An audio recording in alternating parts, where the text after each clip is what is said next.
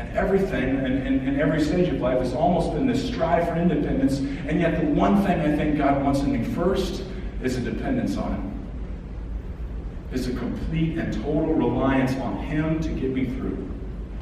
To get me through every day, every moment, every hour.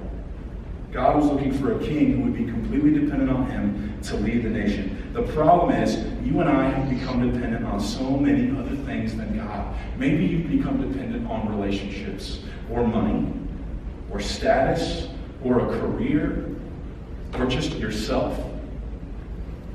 Maybe your hobbies, or your interests, or your preferences, or your opinions, or your political position, or whatever it is. You've become dependent, overly dependent on something, or several things. And so spiritual decay happens when we who are created to be dependent on God begin to take our independence away from Him and live our own life our own way. And it's funny, isn't it? Because we become independent, and then we want God to give us certain things to fill the gaps, instead of desiring that complete dependence on Him. Examples from my own life. Can I just be honest with you? God has really shared some things here recently where I wasn't showing dependence on Him. And God, when He shows some of this stuff, it's never in a judgmental way or a harsh way. It's always like, hey son, remember, I created you to depend on me, and you've just not been doing that the way I taught you to do it. It's not that I wasn't doing it, it's that I wasn't doing it the way He taught. The first one is this.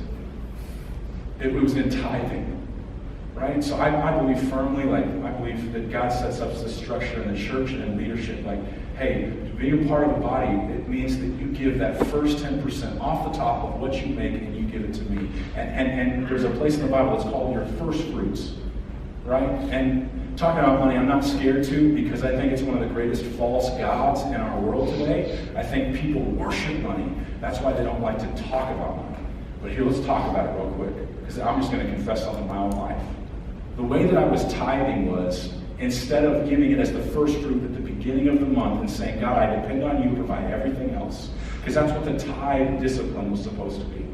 It was supposed to be, Travis, give me this first portion, because I'm going to take care of you for the last.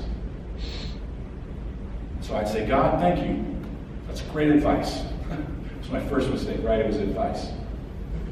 Instead of that, God, how about I take what you've given me and I make sure that we can pay everything out. I'll go to a few restaurants I like. I'll, make sure we have entertainment for the family, all that kind of stuff. And then at the end, I'll make sure we get your portion to you. And I acted like that was okay. And some, we always make that happen. We always work that way. And then yet I still felt like there was this friction between God and I in this issue. And God just sat down and was just like, Travis, that's not dependence. That's independence. That's you making your plan, your way, how you want it to be. And that's not how I do relationships, because I do relationships based on how I do relationships. And the first thing I need you to do is realize that first fruit comes to me. Can I be honest with you? God doesn't need my money. He doesn't need my money. It's not going to stop His mission. It's not going to stop His plan. It's not going to stop what He wants to do. Even here in the Delano district, it's not going to stop that. But what it does is it causes spiritual decay in my life. And it separates me more and more from a relationship with God that He desires. And so instead of waiting till that end, God says, Travis, you trust me. You don't trust what's coming at the end of the month. You trust this at the beginning. Because God will stop at nothing to crush the false gods in our life, so that He's the only one there. He's that important. The second one had to do with rest. So I can be a workaholic. Anybody amen that? Are you amening me, or are you saying amen for yourself? No, okay, don't say that. Man, I can work and work and work. And sometimes I can even stop working and I'm still thinking about working. And it just doesn't go away. And instead of worshiping God and taking that to Him in the way that I should, I just said, God, I'm doing your work. I'm starting a new church. So kind of the principles and the things that you taught me, like, they don't really apply here. Like, I'm on your mission, I'm doing your thing. And God again sat down, he said, Travis, I said to take one day out of your week and rest. And I said to still your heart and still your mind and shut off distractions and shut down the work and be present with me, be present with your family. Don't do any work on this day. And you've just not been keeping that. I said, God, yeah, but some weeks there's just too much to do. He's like, Travis, you're just not trusting me. That this work is not your work, this work is my work. And he said, Travis, like, I'm just asked you to be a part of this. This work is not about you, and it's not placed on your shoulders. I do this work. So I said, okay, God, I'll do it. And Thursday night, I take my Sabbath is Friday, right? Sabbath, a day of rest. And so typically, if I didn't get something done on Thursday, I would just let it eke into Friday morning and get it done then. And God was like, that's still your independence. It's not being dependent on me. So are you ready to give that up and do it my way? And that's hard. Can I just be very transparent with you? It's really hard to stop, because as soon as I stop, I immediately think about everything that needs to get done. And so right now, what I'm trying to do, and I'm not great at it, but as soon as I remember everything that I need to get done, it's that day of rest, I stop and say, God, you've got this. Trying to live that principled life that's being after God's heart, where he's changing mine and becoming more dependent on him and less dependent on me. And I'm only sharing you 2 examples because I have to be done shortly, okay? Otherwise, I could share over and over and over again the ways that I've not listened to God here, and so I'm not dependent in my life. The things that I've not taken seriously here, where he cares about my heart, he cares about my mind, he wants me to be dependent, and instead I have forsaken this and grabbed hold of independence. And taken some of his commands as suggestions. And you know what the crazy thing about the Sabbath and the rest day is? We view it, if we break it, as a lesser sin than if we cheat on our spouse. Oh, you didn't commit adultery today. You just didn't rest. As if it's any less serious to God about our dependence and our seriousness in following him day by day by day.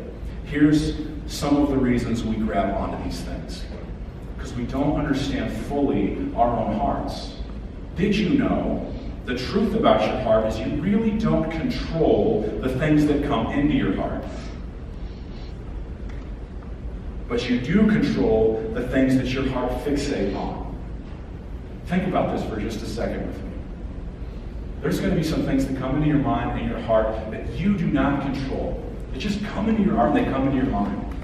And sometimes you beat yourself up on those things that just come in. And instead of beating yourself up, let me tell you something. You don't have to stop and fixate on those things. Those things can come in and they can go out just as easily. If you are willing to be dependent on God for that. And so maybe it's today not even something where you need to stop and ask the question of dependence. Maybe the question you need to ask today is, what is my heart fixated on?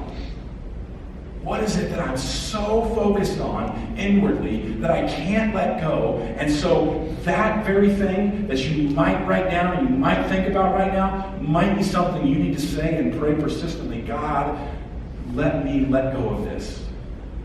Help me let go of this, because when my heart's fixated on it, I can't be fixated on you. So teach me to be dependent on you so I don't need this.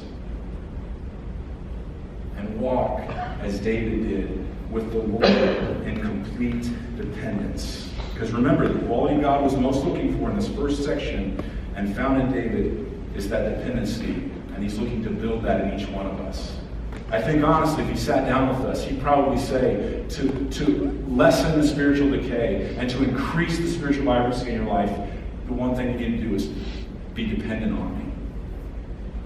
Is let go of this independence and be dependent on me. So, 3 things. How do we build dependency? 3 things in how we build dependency. The first is get honest about what your heart is dependent on right now. Just be very honest and clear with God about what your heart is currently dependent on, what it's fixated on, what it can't live without. Maybe something your heart has grabbed a hold of so tightly, and you're like, I can't let that go, because if I do, I'm going to become more anxious and depressed and whatever it is. Like, whatever it is that your heart is so fixated on, just admit that to God. And be honest with Him, maybe for the first time in your life, that God, I have worshipped this thing and it keeps me from worshiping you.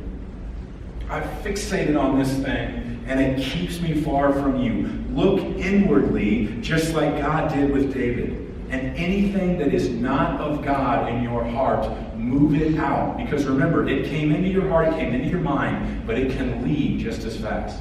Why? Because of Christ. And the freedom that He offers us.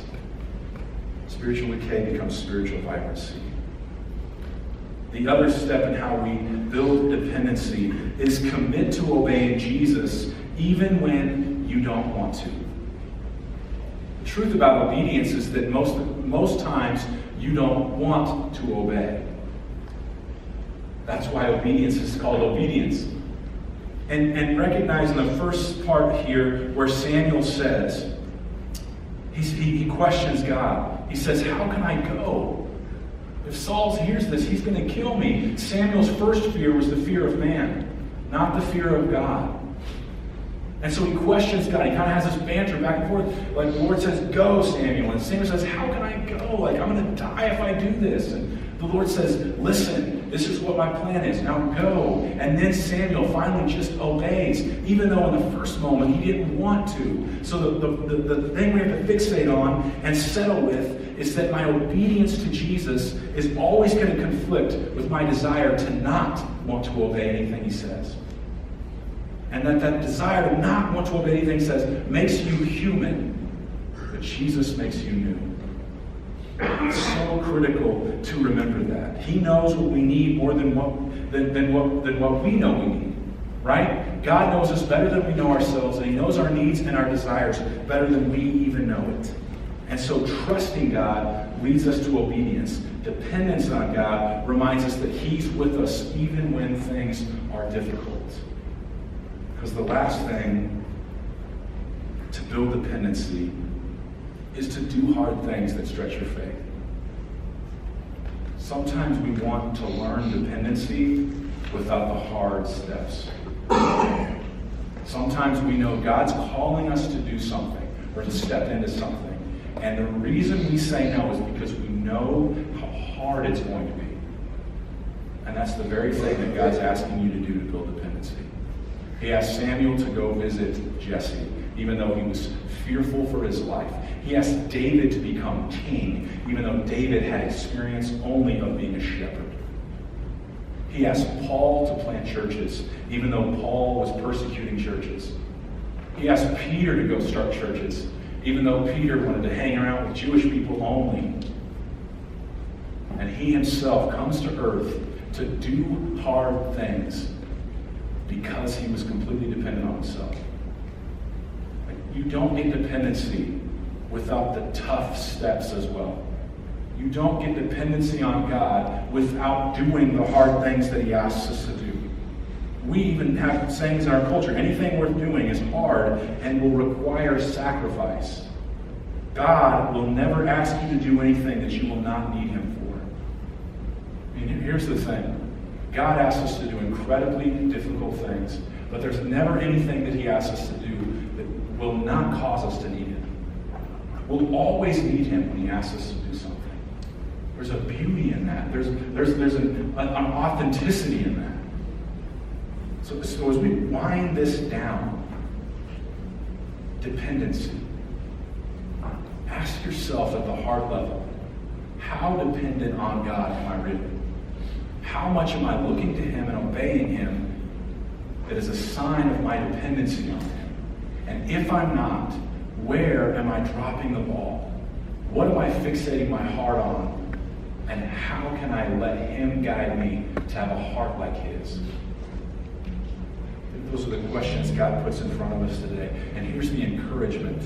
Here's the encouragement. Like, God knows where you're at.